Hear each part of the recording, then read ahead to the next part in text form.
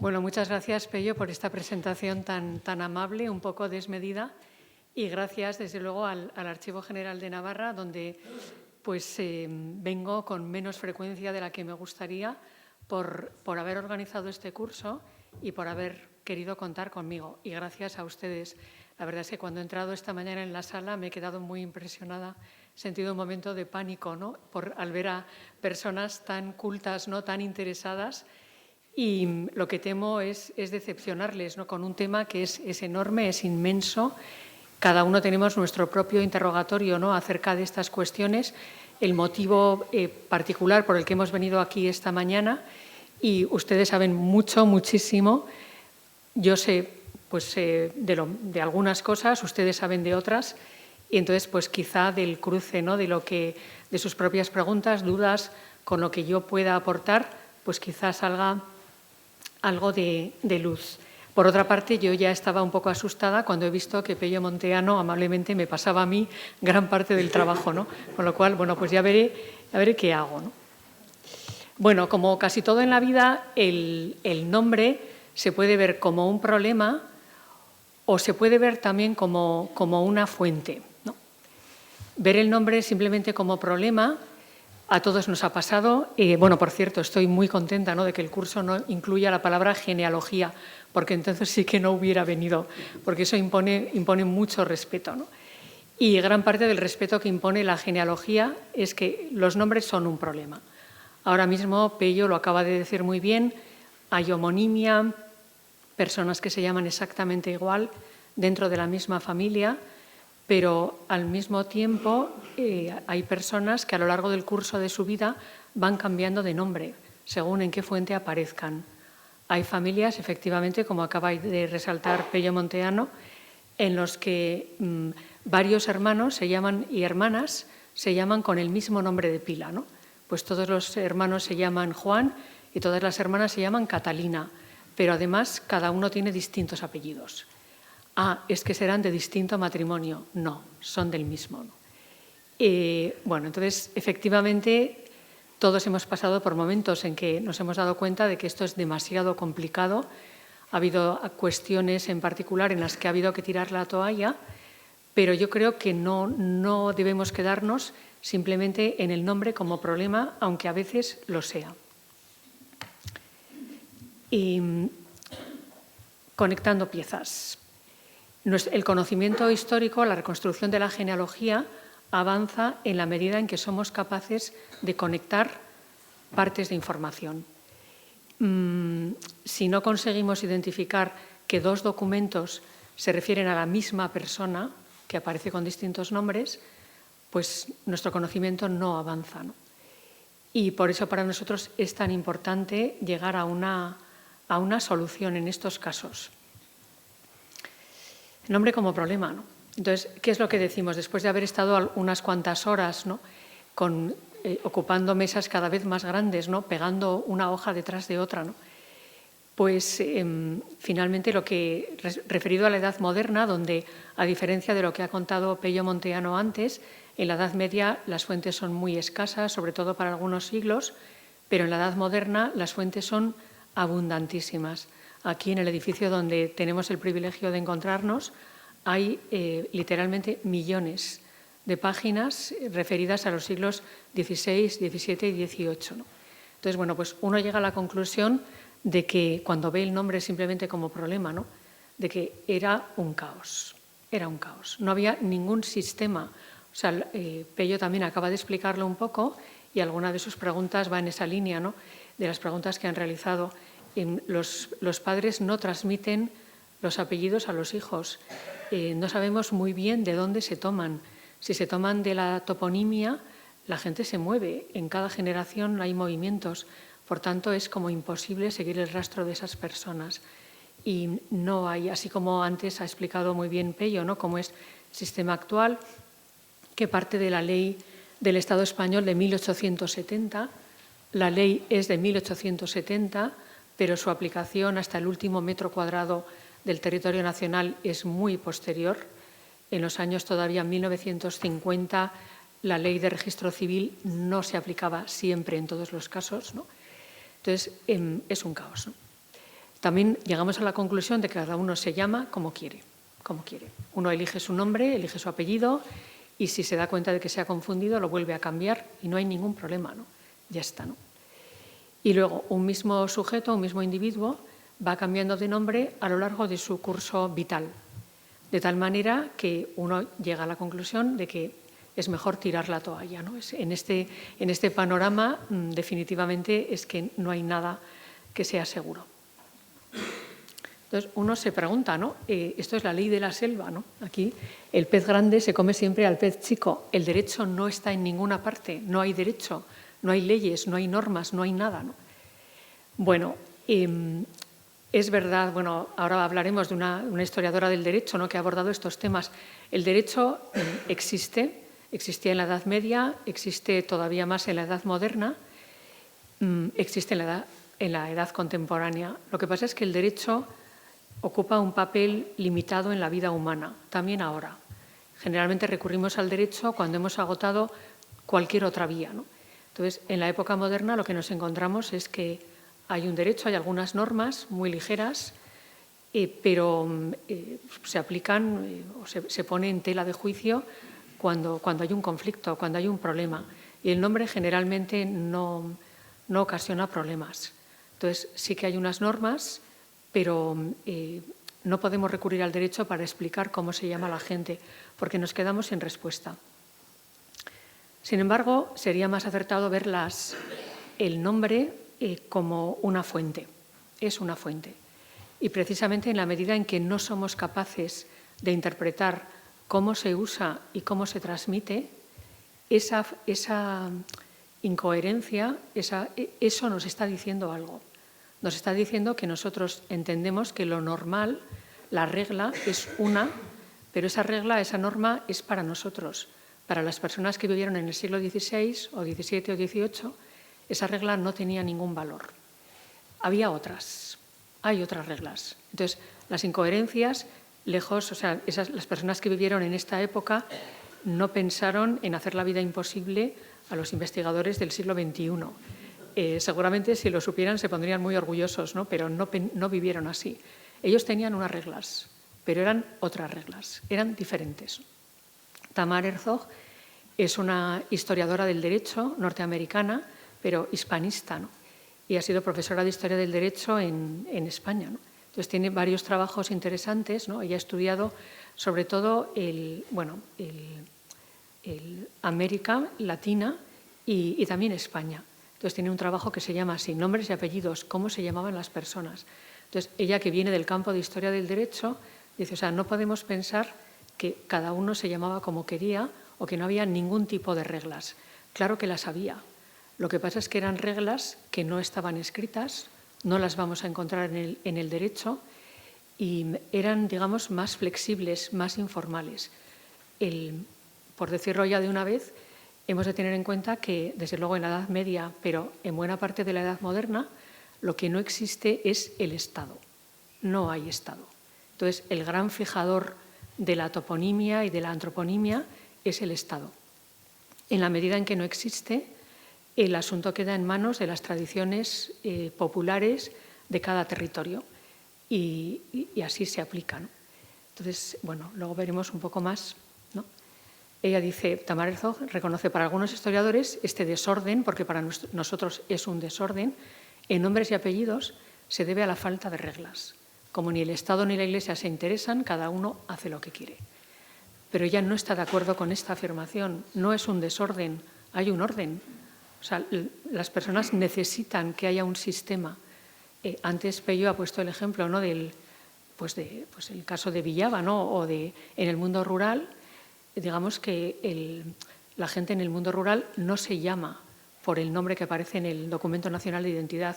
Tienen otros sistemas de reconocimiento, de identificación de las personas. No son oficiales, no son formas oficiales, ¿no? Pues es el chiquito de casa tal, ¿no? O hay una referencia a una persona, a veces a una mujer, y eso es un sistema. Lo que pasa es que es un sistema diferente del que sigue el Estado. Hay normas, claro que hay normas, ¿no? Y de hecho, cuando una persona se apropia de un nombre que no le corresponde y que le daría derecho a unas cosas o le eximiría de unas obligaciones, los demás protestan. No tienes derecho a llamarte así, ¿no? Con ese nombre que te has puesto, en realidad lo que lleva aparejado es una serie de privilegios que no te corresponden. Entonces, hay procesos judiciales aquí en el Archivo Real y General de Navarra por apropiación de un nombre indebido, ¿no? Recuerdo, o sea, en la catalogación que hay ahora mismo, yo encontré un proceso que se litigó en Di Castillo, ¿no? En Di Castillo había, la población estaba dividida entre hidalgos y labradores. Hidalgos eran nobles, tenían una serie de privilegios bastante interesantes, los labradores no tenían esos privilegios. Entonces, he aquí que una familia del estadento de labradores dice que en realidad su apellido no es el que siempre les han asignado, sino que es otro. Es un apellido hidalgo. Entonces, claro, todo el mundo protesta. Protestan los hidalgos porque dicen que esa familia no es de hidalgos y protestan los labradores porque las cargas se reparten entre los labradores y si sale una familia les toca a más, ¿no? Entonces, sí que hay procesos cuando una persona intenta apropiarse de algo que no le corresponde. En resumen, hay reglas y a veces se rompen esas reglas, pero en general, si los derechos de los demás no se ven afectados, se dejan pasar las cosas, ¿no? Entonces, el asunto es que el Estado no interviene. Y si nos damos cuenta, ¿por qué nosotros, cada uno de nosotros, tenemos un nombre perfectamente fijado, el que aparece en el registro civil, el que aparece a veces un poco abreviado en el documento nacional de identidad, ¿no? Cuando tenemos varios nombres propios, etcétera? En realidad, si el Estado no existe, una persona jamás usa su propio nombre.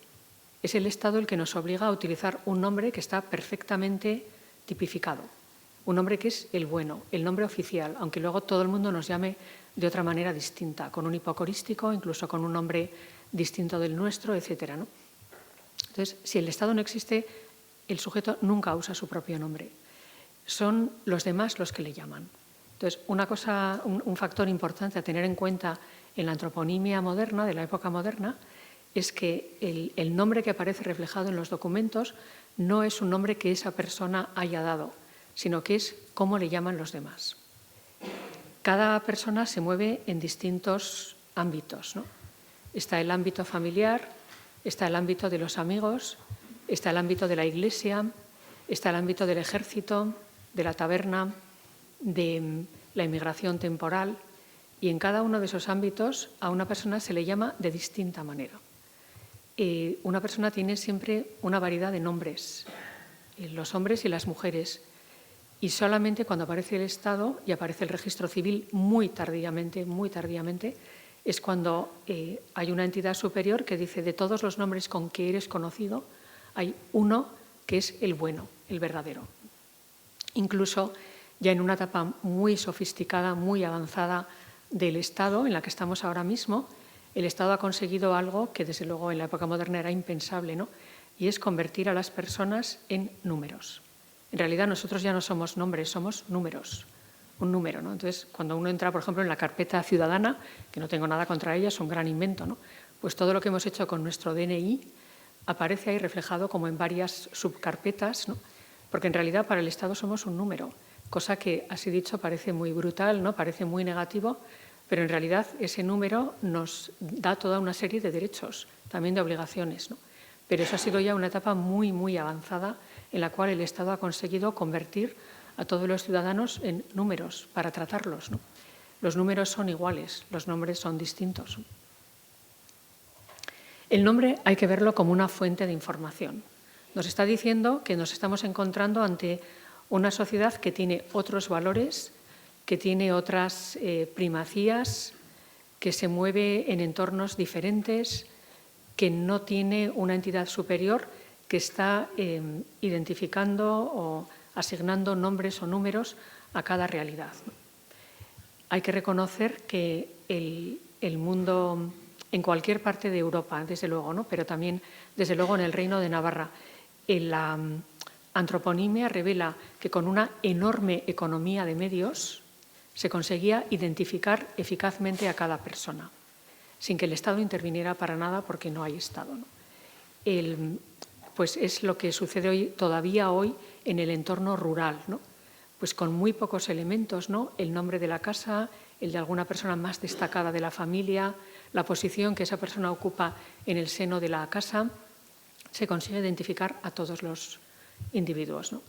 Una anécdota que seguro ustedes la han leído porque apareció en la prensa, ¿no?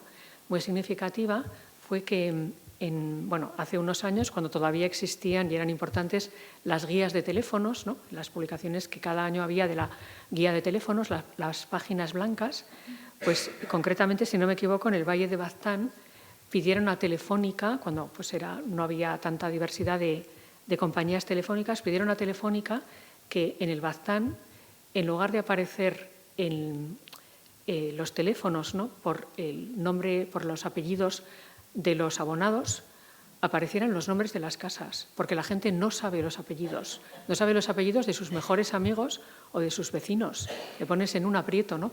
Porque no lo sabe. Lo que conocen son los nombres de las casas. Entonces pidieron que las páginas blancas fueran con los nombres de las casas. Entonces Telefónica estudió, yo creo que rápidamente el asunto, y dijo que la lista de teléfonos es una lista de abonados. Entonces no son unos juegos florales, ¿no? Ni algo poético, ¿no? Floral, no, son una lista de abonados, ¿no? Entonces, pues en las páginas de Baztán siguieron apareciendo los nombres de los pueblos y los dos apellidos y las iniciales del nombre de los abonados o abonadas, ¿no? Entonces, en Baztán, pues dijeron, esto no va...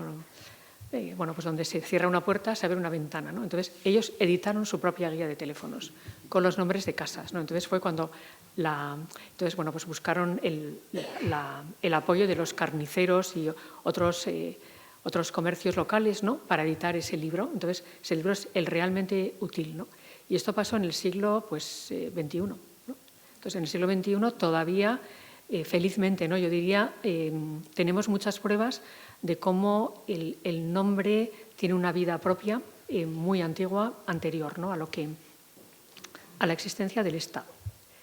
En Navarra no fue tan eficaz la reforma del cardenal Cisneros, ¿no? Porque antes Pello habló, ¿no? de cómo Trento, es verdad, el Concilio de Trento, que es muy largo, que tiene varias sesiones, acaba en 1563 y a partir de ese momento, rigurosamente, como ustedes saben muy bien, empieza a llevarse los libros parroquiales, ¿no?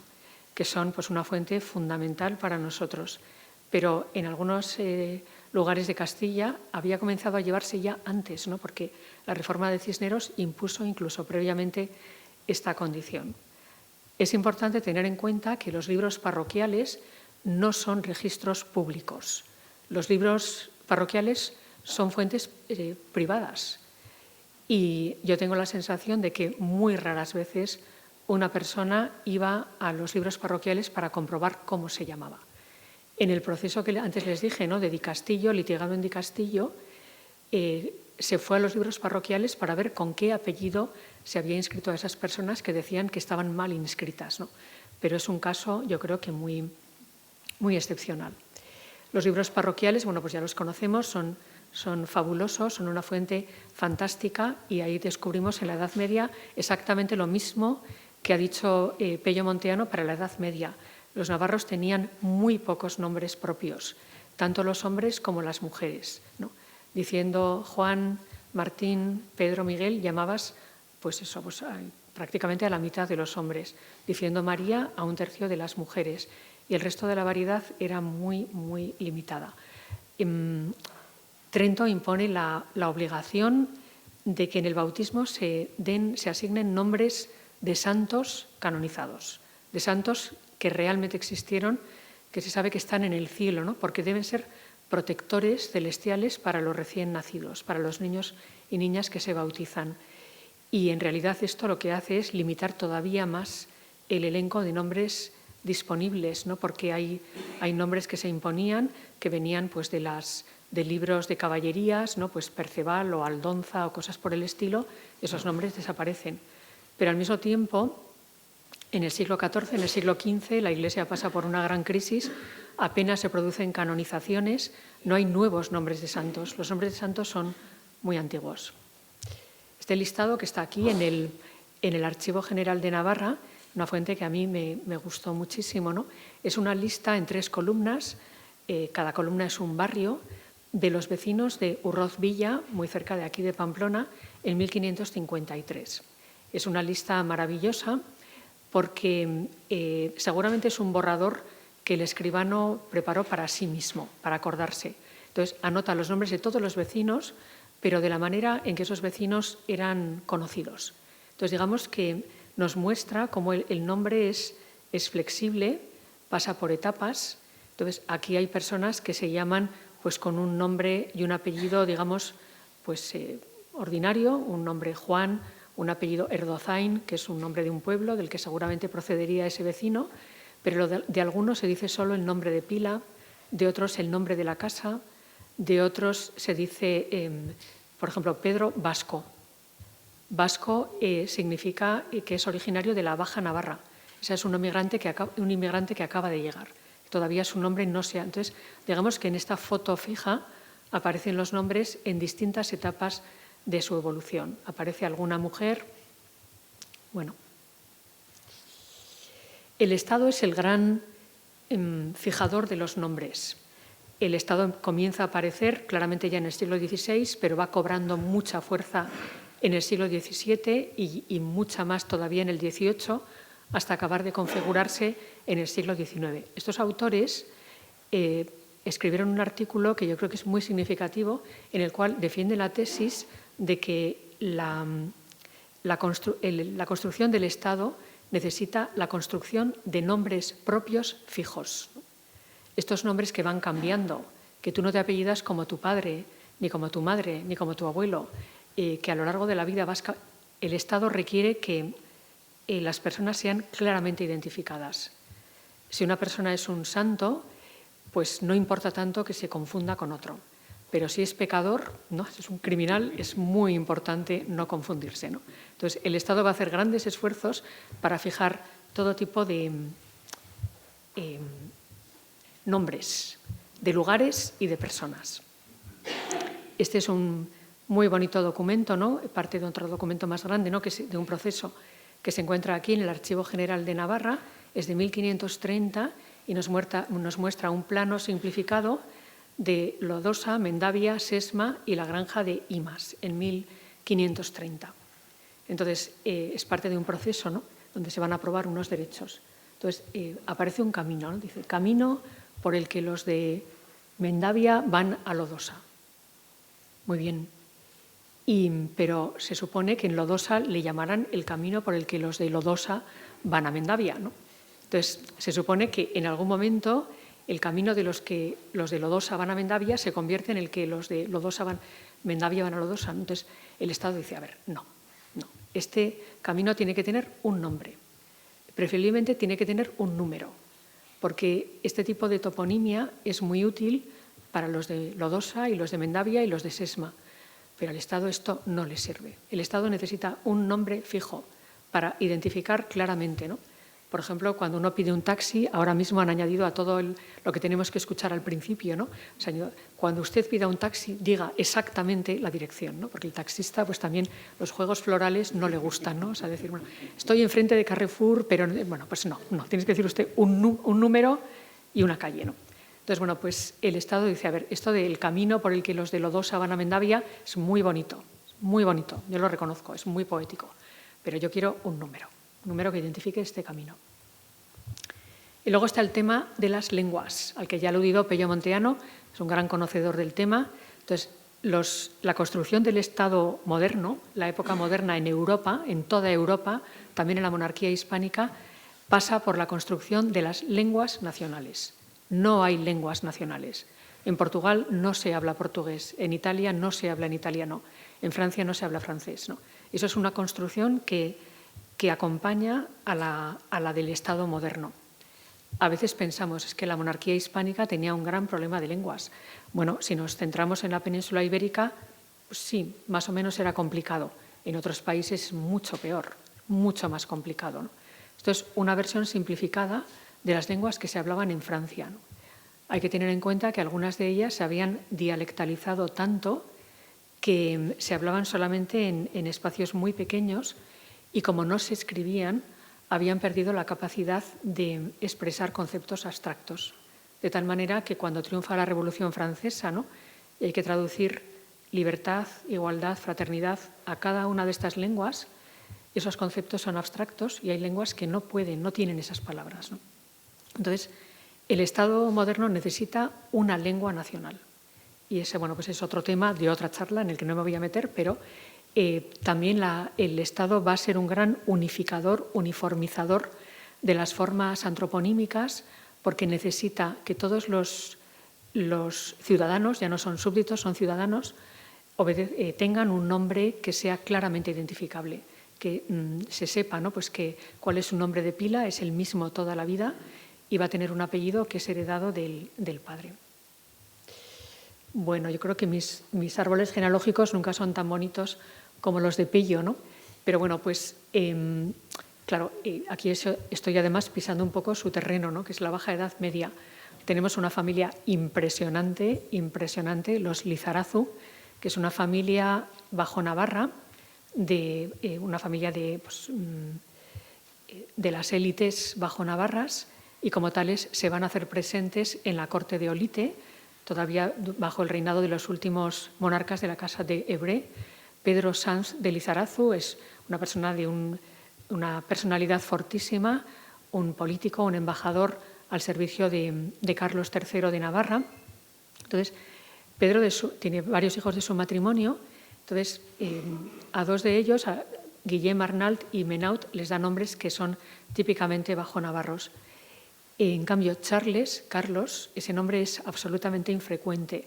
La única explicación que yo he encontrado, ¿no?, a que un hijo de Pedro Sanz de Lizarazu se llame así es que el propio rey era su padrino y le dio el nombre. El nombre del rey es un nombre precioso que no lo puede usar cualquiera. Lo puedes usar si el rey mismo te lo da en el bautismo, y luego tiene otro Juan. Pero cada uno usa distintos apellidos. Concretamente, los Lizarazu eran dueños de varios palacios en Baja Navarra, y otro de los palacios que poseían era el Palacio de Santa María, en el pequeño lugar de Eleta. Entonces, los hijos de Pedro Sanz de Lizarazu van a usar el nombre de otro palacio distinto, no el de Lizarazu, sino el de Santa María. En 3 generaciones distintas, estos son padre, hijo y nieto. El abuelo se llama Pedro Sanz de Lizarazu. Sanz no es apellido, Sanz es Sancho, digamos el segundo nombre. Muere en 1413. Uno de sus hijos más destacados es Guillem Arnald de Santa María, es hijo de su legítimo matrimonio, pero se llama así. Y luego Guillem Arnald de Santa María se va a casar con la dueña de un palacio, del Palacio de Ursúa, en el Baztán, y su hijo se va a llamar Juan de Ursúa. Son matrimonios legítimos, son abuelo, padre e hijo. Entonces, bueno, pues ciertamente podemos entender, ¿no?, que la antroponimia se vea como un problema. Bueno, en esta diapositiva no se ve bien, lo siento, pero bueno, simplemente lo que les quería decir, aquí están más hijos todavía de Pedro Sanz de Lizarazu. Entonces, la única hija, porque es más fácil en esta época reconocer los nombres de los hijos que los de las hijas apenas aparecen. La hija que tuvo Guillem Arnald de Santa María se llama España de Santa María. Nombre de pila, España, apellido, Santa María. Entonces, bueno, nombres nombres gentilicios, ¿no? Por ejemplo, ahora no me voy a acordar Francisco, sin ir más lejos, ¿no? Francisco es un diminutivo de francés, es francesillo, ¿no? Pero también, por ejemplo, lombarda, alamana, español, son nombres que se ponen muy de moda en la Baja Edad Media, ¿no? Entonces, la nieta del gran Pedro Sanz de Lizarazu, de ese gran señor bajo navarro, se llama España de Santa María. Entonces, la interpretación que yo he dado ha habido autores que han dicho los Ebre, los monarcas de la Casa de Ebre, sobre todo ya Carlos III, más que navarrizarse, porque ellos no eran navarros de origen, se hispanizaron. Entonces, digamos que las élites que giran en torno a la corte de Olite aceptan esa cultura, ¿no?, y consideran más elegantes, menos rústicos, los nombres, los apellidos. Por ejemplo, Santa María, ellos lo escriben en latín Sancta con C, ¿no?, Santa María, y un nombre como España.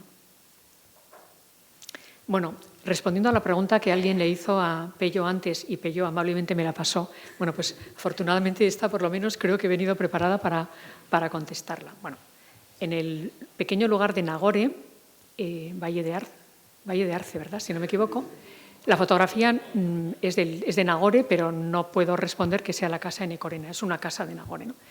Bueno, pues en torno a 1540 hay una casa que es la casa de Enecorena. es decir, la casa de Eneco o quizá Eneco, haya que decir, ¿no? La casa de Eneco.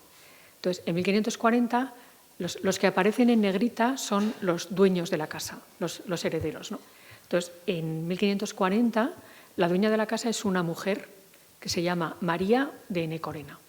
Si analizamos un poco este nombre, María, pues no es muy original, ya lo hemos visto antes, ¿no? María es un nombre común de las mujeres, ¿no? Enecorena no es un apellido, lo usa, en las fuentes aparece como apellido, pero realmente es el nombre de la casa, ¿no? Es María, la de Enecorena, la de la casa de Enecorena.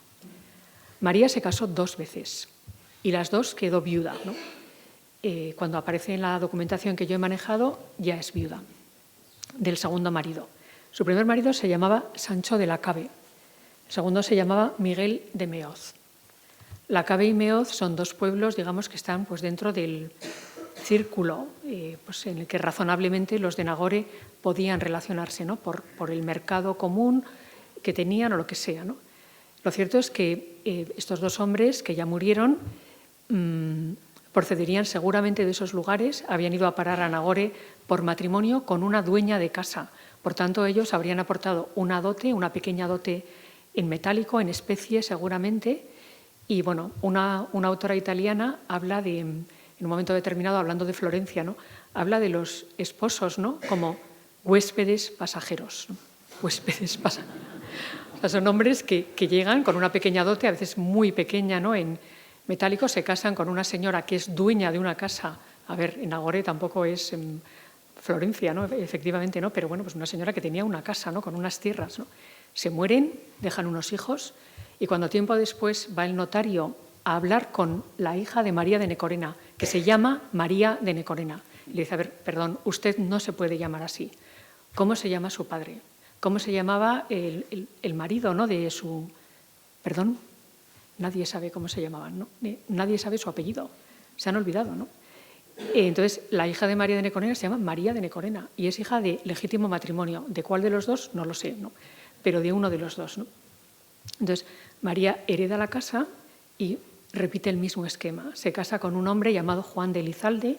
Aquí tenemos un apellido que es el nombre de una casa, ¿no? Elizalde, como antes mencionó Pello, significa la posición que la casa ocupa en el núcleo del pueblo, ¿no? Al lado de la iglesia. Era vecino de Orbaiz. Orbaiz de Lónguida. Lónguida y Arce son valles que están muy, muy vinculados, ¿no? Muy cercanos y muy vinculados. Entonces, pero María de Enecorena, la primera, tenía un hijo varón que se llamaba, la familia no es original poniendo nombres, se llama Juan de Enecorena. Entonces, teniendo un hijo, María elige como heredera a su hija. Es su hija. Y realmente la segunda María de Enecorena usa como apellido, más bien hay que decir que los demás usan como apellido porque ella no lo usaría nunca, ¿no? El nombre de la casa, y que se identifica con el apellido. Pero digamos que es un sistema que no tiene nada que ver con el actual, con el sistema que establece el registro civil. Es un sistema enormemente económico, utiliza muy pocos recursos y es perfectamente claro. Y de hecho, la dueña de la casa de Enecorena es María. ¿Qué María? Pues según en qué generación estemos, esa María. ¿Qué importancia tiene, no? Es una casa que tiene una tendencia claramente matrilineal. María de Enecorena, de su matrimonio con Juan de Elizalde, vecino de Orbaiz, no sabemos qué hijos tuvo uno y tampoco acabó de decidirse, ¿no?, a romper la tradición, se llama Juan. Entonces, cuando llega en 1607, como seguro algunos de ustedes saben, se hizo en toda Navarra una valoración de bienes, un documento formidable, ¿no?, para reconocer no solamente quiénes eran cabezas de familia en Navarra, sino también qué bienes tenían, incluso si sabían firmar o no. Bueno, pues cuando en 1607, tercera generación, pasa de nuevo un escribano por Nagore y pregunta en la casa de Enecorena quién es el dueño en esta ocasión es un hombre. No sabemos si había mujeres o no. Entonces, ese hombre se llama Juan de Orbaiz Enecorena. Dice, pues qué moderno, ¿no? O sea, ya empiezan a asimilar que solo con un apellido no es suficiente, que hay que usar 2. No, yo no lo interpreto así. Yo interpreto que Juan se llama Juan de Enecorena. Lo que pasa es que el notario le dice, a ver, usted no se puede llamar así. porque su madre era María de Necorena. Usted debería tener un padre, alguien debió pasar por aquí y ser su padre. Bueno, pues su padre era Juan de Elizalde, ¿no? Pero él, o sea, claramente el recuerdo que ha quedado en el pueblo de ese, ya vemos que dejan poco recuerdo estos hombres, ¿no? Es que venía de Orbaiz, venía de Orbaiz. Entonces, Juan se debería llamar Juan de Elizalde, pero no se llama de ninguna de esas maneras. Seguramente en el pueblo es Juan de Necorena, ¿no? Pero para el notario le dicen, a ver, diga usted quién era su padre, diga usted cómo se apellidó su padre, no lo sabe. Dice de dónde vino y pega en Necorena. Dice, bueno, porque al final el escribano yo creo que tira la toalla y dice, si no digo Necorena en algún momento, nadie va a saber quién es este señor, ¿no? Entonces es Juan de Orbaiz en Necorena. Entonces, bueno, es un ejemplo, tiene el valor de un ejemplo, ¿no? Pero sí que nos muestra que todavía en el siglo XVII, en lugares, digamos que el Valle de Arce yo considero apartado, ¿no? De núcleos urbanos, de la influencia que puede ejercer Pamplona, que va muy por delante en prácticas onomásticas, por lo que antes ha explicado Pello Monteano, en los lugares apartados, que son la mayoría, porque en Navarra poca gente vive en ciudades, mucha gente vive en pueblos. Pues en los pueblos donde se habla lenguas que no se habla romance, en Agore no se hablaba romance en esta época, pues las costumbres siguen iguales. Pero yo me he encontrado, en este momento quiero acordarme dónde, yo creo que es en el Valle de Salazar, ya en el siglo XVIII siguen igual, es igual, ¿no? Entonces, digamos que el Estado irradiar sus pautas uniformizadoras, a ver, que yo no quiero demonizar al Estado, el Estado necesita identificar cómo se llama el camino de Mendavia a Lodosa, necesita hacerlo, tiene que hacer mapas, con eso no vas a ninguna parte, ¿no? Necesita soldados, necesita impuestos y con estas florituras tampoco te aclaras nunca de... No, entonces, el Estado hace su papel, pero la cultura tradicional se mantiene porque es perfectamente eficaz, ¿no? En cada lugar. Y luego Orreaga Ibarra tiene un estudio, ¿no? Donde ha sacado, bueno, aquí está solamente una parte con mucho trabajo, porque ustedes ya, si en algún momento lo han intentado, sabrán que es muy laborioso el tema de hacer una lista de nombres de casa. Lo ha intentado un investigador admirable, ¿no? Que es Javier Itulain Irurita, ha publicado varios artículos con los nombres de casa de valles enteros. Eso es un trabajo enorme, porque los nombres de casa tampoco son fijos. Se me olvidó decirlo, ¿no? O sea, no solamente dices, bueno, pues ya tengo aquí una referencia. Es verdad, el nombre de casa es una referencia muy segura y el caso de la casa en Necorena nos permite intuir que lo que da estabilidad a la identificación es la casa, pero la casa cambia de nombre. Pero bueno, dura más tiempo que la vida de las personas. Y luego, no sé si se ve muy bien, bueno, pues un fenómeno importante que también aludió a ello Pello Monteano, que es un gran conocedor del tema, es la llegada de los bajonavarros. Los bajonavarros llegan de manera continua. Pello lo ha explicado antes muy bien. En Navarra los movimientos migratorios son continuos, pero son siempre en sentido descendente. La gente baja de las montañas, de cualquier montaña, hacia la ribera. La ribera, la zona media y sobre todo la ribera, es una tierra de promisión, ¿no? Una tierra que emana leche y miel, ¿no? Frente a la montaña, ¿no? Donde siempre hay demasiada gente, donde las casas, bueno, el sistema de heredero único ya nos dice, ¿no? O sea, ni siquiera unos padres pueden repartir los bienes entre sus hijos, que generalmente son pocos, ¿no? Las familias no son tan numerosas y ni siquiera se puede dividir. Hay que darlo todo a uno y los demás o se quedan solteros o se tienen que marchar, ¿no? De tal manera que la montaña, el Baja Navarra, los valles pirenaicos, la zona atlántica, las cuencas prepirenaicas, continuamente están expulsando una población que no pueden mantener y esa población siempre desciende hacia los valles de la zona media y hacia la ribera tudelana, donde de tal manera que, bueno, ahora mismo pues está cambiando todo muy rápidamente, pero hasta hace muy poco tiempo en la ribera, bueno, y todavía hoy se pueden encontrar muchos apellidos, por ejemplo, roncaleses, ¿no? En los pueblos congozantes de las Bardenas, apellidos, por ejemplo, como Garde, ¿no? Anaut, etcétera, son muy comunes. Y es muy interesante ver que a veces el carnicero del pueblo se apellida así. Claro, no es casualidad. Este señor bajaba del Roncal con los ganados todos los años hasta que un año pues había conocido a la panadera del pueblo, ¿no? Pues un típico enlace, ¿no? El carnicero y la panadera, ¿no? Entonces, la panadera era de la ribera, entonces se quedó allí, ¿no? Con muy buen criterio decidió abandonar la montaña, ¿no? Y establecerse en un pueblo pues de las Bardenas. Entonces, los apellidos bajonavarros son enormemente frecuentes. Este es un ejemplo que yo seguí, ¿no? De una casa, la casa Echapare. En realidad, ellos apellidan Echapare Loigorri, desde la segunda generación que aquí aparece, pero son hombres desheredados, porque generalmente se prefiere como heredera a una mujer. La casa Enecorena para nada es un caso aislado. Las mujeres son las que dominan el espacio doméstico que es enorme. La casa es una empresa y la que conoce de verdad el manejo de esa empresa es la mujer. Los hombres hacen otro tipo de tareas en el exterior de la casa. Por eso, cuando hay hijos e hijas, yo diría hasta el siglo XVII, es muy común preferir a una hija, lo que ocasiona pues, todavía más complicación con los apellidos, ¿no? Porque las casas se transmiten a veces por vía femenina y lo que importa es la transmisión de la tierra, y la tierra tiene un nombre que es el nombre de la casa, y los hombres, pues ya hemos visto, desaparecen, ¿no? Entonces, los bajonavarros, esto se da todavía más acusado. A la Alta Navarra, en la que nosotros nos encontramos, a la actual Comunidad Foral de Navarra, llegan muchos hombres, muchas menos mujeres, ¿no?